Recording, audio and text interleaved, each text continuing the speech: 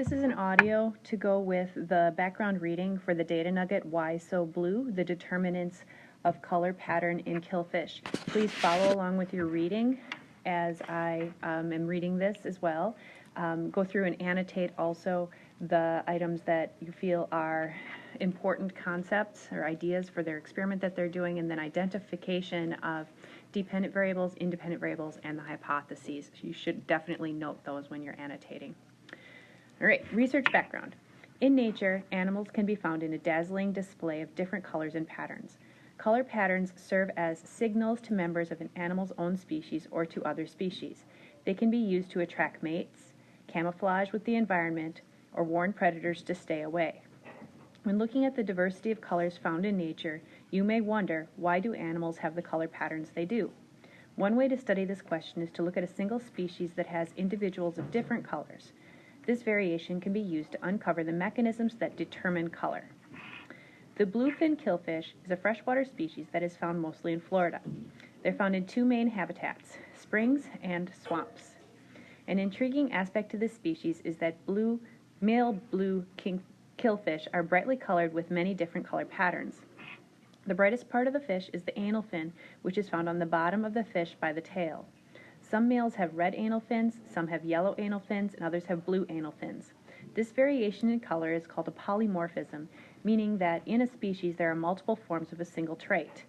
In a single spring or swamp, you may see all three colors. Becky is a biologist studying bluefin killfish. One day, while out snorkeling for her research, she noticed an interesting pattern. She observed that there were differences in the polymorphism depending upon whether she was in a spring or a swamp. Springs have crystal clear water that can appear blue tinted. Becky noticed that most of the males in springs had either red or yellow anal fins. Swamps have brown water, the color of iced tea, due to dissolved organic minerals in the water. Becky noticed that most of the males in the swamps had blue anal fins. After noticing this pattern, she wanted to find out why this variation in color existed. Becky came up with two possible explanations. She thought males in swamps might be more likely to be blue because, number one, the genes they inherited from their parents, or number two, because individual color is responding to environmental conditions. This second case, where the expression of a trait is directly influenced by the environment that an individual experiences, is known as phenotypic plasticity. Becky had to design an experiment that could tease apart whether genes, plasticity, or both were responsible for male anal fin color. She did this by collecting male and female fish from the two habitat types, breeding them, and raising their offspring in clear or brown water.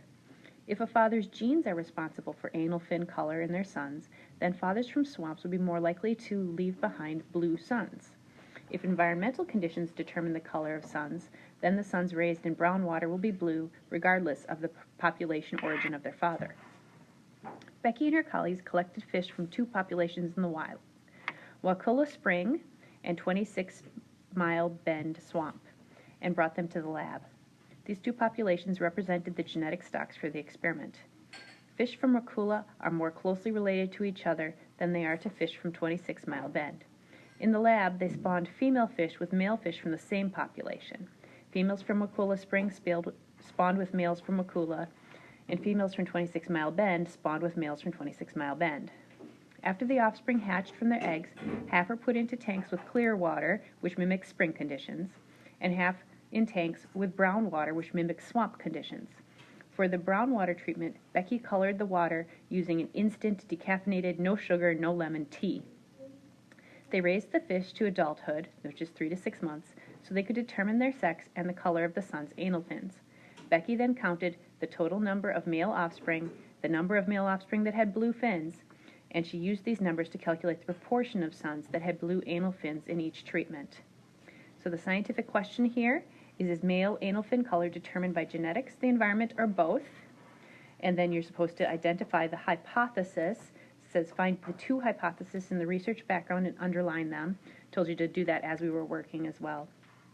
Having two alternative hypotheses means that more than one mechanism may explain a given observation. Experimentation can be done on one, both, or neither hypotheses are supported. All right, so now I've read the background to you. You should be able to move on to the data calculation. and then the identification of dependent, independent variables, graphing, and then the CER.